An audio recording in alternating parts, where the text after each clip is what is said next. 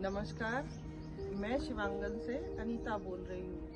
मैं शिवांगन की वीडियो लगातार डाल रही हूँ। शिवांगन मेरा एक ओल्ड एज होम है जिसका उद्घाटन हो चुका है।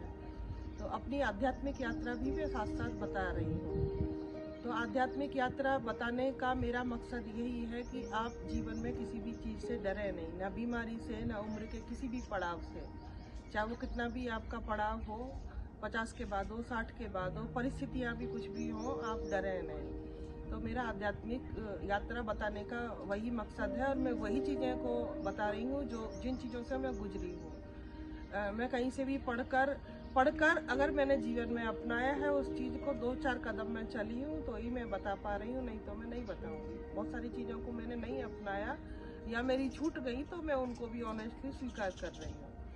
तो मेरा आध्यात्मिक यात्रा बताने का सबसे पहला मकसद यही है कि आपको उस स्टेज तक लेकर जाऊं कि जहां आप खुद पर गर्व करो अपने जीवन पर। अगर आप सनातनी हैं, भगवान में विश्वास करते हैं या अपने किसी भी इष्ट को मानकर चलते हैं, तो धीरे धीरे आप उन्हें सौंपने की तैयारी कर लें। आप खुद को उन्हें सौंपने की तैयारी कर लें, क्योंकि अब आपका समय आ चुका है।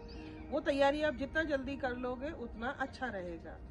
अगर आप इष्ट को भी नहीं पहचान पा रहे हैं तो बुद्धि से आप बिल्कुल खाली हो जाएं, बिल्कुल खाली होने की कोशिश करें। आपकी बुद्धि पे कोई भी कचरा नहीं रहे। कृष्ण के हाथ में हम मुरली दिखाते हैं, तो मुरली किससे बनी होती है? बांस से बनी होती है।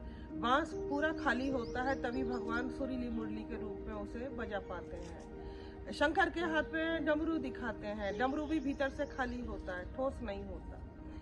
अगर हम हनुमान जी का पर्वत देखने की कोशिश करेंगे तो पर्वत बहुत भारी होता है और हम उसको देख करके ही वो काम हम नहीं कर पाएंगे। हम उसका अपनी मर्जी से कुछ भी मंथन करते जाएंगे। तो हम इजी चीज़ों को चुने जिनको हम आसानी से समझ सकते हैं कि डमरू कैसे बजता है, वैसे ही ढोलक कैसे बजता है। इजी जो हाथ में दिखाए हैं अपने इष्टों के, उसका ध्यान करें।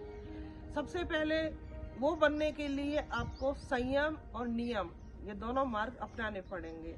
जीवन में बहुत सारी चीज़ों का संयम करना पड़ेगा कि भाई अब आप मरीज हैं शुगर के और आप शुगर से ही प्रीत रखोगे तो ठीक नहीं है। आपको फिर उसको अवॉइड करना है, वो संयम में आता है। फिर आपको कड़वी चीज़ें थोड़ी खानी पड़ेगी। अगर आपको बीपी है और आप फिर भी तली हुई चीज़ें डेली पूरी पराठा खा रहे हो तो फिर वो आपकी हेल्थ के लिए अच्छा नहीं है। वो संयम में आता है। अगर आपको भयंकर वाली कोई ऐसी प्रॉब्लम है जिसमें ठंड से बचना है, अस्थमा है, आर्थराइटिस है और आप बार बार ठंडे पानी में ही हाथ डाल रहे हो क्योंकि आपको अच्छा लगता है, तो वो ठीक नहीं है। आपको संयम में रहना पड़ेगा। ये चीज़ें मैं इसलिए बता रही हूँ कि मुझे भी खूब पानी का शौक था, बहुत मुझे पानी का शौक था। पूरे दिन मुझे नहला लो, काम करा लो और पानी में खेलना मुझे बहुत अच्छा लगता था। लेकिन अब डॉक्टर ने मुझे ज़्यादा पानी में रहने के लिए मना किया है। तो संयम को आपको अपनाना पड़ेगा, वो खान में, पीन में, पहनने में, रहने में, बहुत सारी चीज़ों में। तो मेरा जैसे एसी भी मना है, कूलर भी मना है। गर्मी किसे नहीं लगेगी, गर्मी होगी, लेकिन जो संयम है मुझे रखना है तो रखना है, क्योंकि उसके अलावा चारा नहीं है। फिर नियम है, हमें जीवन में नियम अपनाना चाहिए। आज जो खेल बिगड़ रहा है सारा का सारा, वो नियमों का ही है। अगर कुछ मजबूरी है आपकी तो ठीक है कि आप लेट जग रहे हो, लेट सो रहे हो, भाई जॉब इस तरह का है, पढ़ाई इस तरह की है, वो मजबूरी अलग चीज है।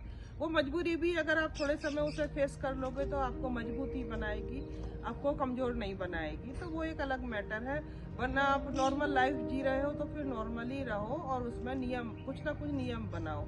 आप 4 बजे जगो, कोई बात नहीं, 5 बजे जगो, लेकिन सूरज निकलने से पहले आप जरूर जग जाओ। प्रकृति अपना काम समय पे करती है और हम प्रकृति की उत्तम रचना है, मनुष्य हैं। हमें पता है कि प्रकृति से पहले हमें करना है। भोर होने से पहले ही हमारे घरों में, मंदिरों में दिए जलते थे। भोर होने से पहले ही हमारे घरों में आंगन पूरा साफ होता था। भोर होने के बाद में पक्षी अपना कारोबार शुरू करते हैं, लेकिन हमारा कारोबार उससे पहले शुरू हो जाता था, प्रकृति से पहले। तो फिर धीरे धीरे अपने नियम बनाइए। कम से कम सूरज निकलने से पहले जगें, टाइम पर नाश्ता करें, टाइम पर नहाएं, टाइम पर लंच करें। नियमों में बल है। और टाइम से सो जाएं। जब आप समय पर चलोगे तो समय भी आपको स्वीकार कर लेगा, वो भी समय पे सहयोग करेगा। मेरा अपना अनुभव है कि जब मैं, वैसे तो मैं पूरे जीवन जल्दी ही जगी हूँ, काफी जल्दी 4 बजे जगी हूँ ऐसा तो नहीं है, लेकिन हाँ 5 बजे तो जगी ही होंगी, क्योंकि जल्दी शादी हो गई, मतलब शादी समय पे हो गई, फिर बच्चे भी हो गए जल्दी, तो फिर मेरा लाइफ स्टाइल मैंने ज़्यादा डिस्टर्ब नहीं किया, वही रहा, जल्दी ही जगती थी।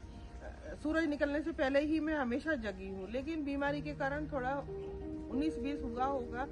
जब मैं मेडिटेशन में गई तो मैं 4 बजे मैंने कंटिन्यू रखा जगना, तो उससे बहुत सारी चीज़ों से मैं बच गई। बहुत से हॉस्पिटल जाती थी तो घर का काम खत्म करूंगी तभी मैं हॉस्पिटल जा पाऊंगी, जैसा भी छोटा मोटा जो भी है वो आपको करके फिर ही जाना है, अपना फ्रेश होके। फिर मैंने अपना जो रूटीन है उसे कभी डिस्टर्ब नहीं किया। मैं बैठ भी नहीं सकती थी, खड़े खड़े ही शावर लेती थी, तो इतनी मुझे प्रॉब्लम थी, लेकिन मैंने नियम कभी भी नहीं छोड़ा। संयम में मैं उतना नहीं थी, लेकिन धीरे धीरे मैं संयम अभी भी सीख रही हूँ। और जब आप धीरे धीरे सुबह से लेकर रात तक नियम पे चलोगे तो नियम अपने आप ही आपको बांध देगा, आपके जीवन को बांध देगा, फिर यम भी आपका कभी कुछ नहीं बिगाड़ पाएंगे।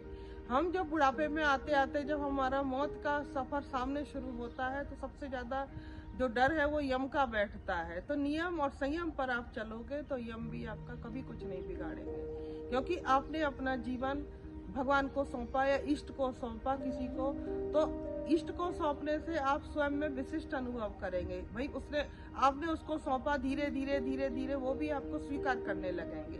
अगर आप थोड़ी भी विशेषताएं उनकी लोगे तो स्वीकार करेंगे। मैंने वही बताया कि इजी माध्यम चुने, इजी से भी और इजी, जितना आपको जो आपको समझ में आता है। तो मैंने जो देखा कि भाई मैंने भक्ति का भी फल देखा। मेरे पिताजी हनुमान जी की भक्ति करते थे, लेकिन साथ में नॉनवेज खाते थे, तो वो भक्ति उनको नहीं फली। तो भक्ति में हम इजी माध्यम चुने और उतना ही चुने जो हम कर पाए। ऐसा नहीं कि हम नहीं कर पाए और हम कल्पनाएं बड़ी बड़ी करें, प्रार्थनाएं बड़ी बड़ी करें और काम उसके अनुसार नहीं करें, तो वो नहीं होगा। अगर आपको अपने इष्ट समझ में नहीं आते हैं तो भगवान को सत्ता सौंपे कि भगवान आप ही हो, जो कोई भी हो, मैं आपको नहीं जानता, आप मुझे जानते हो।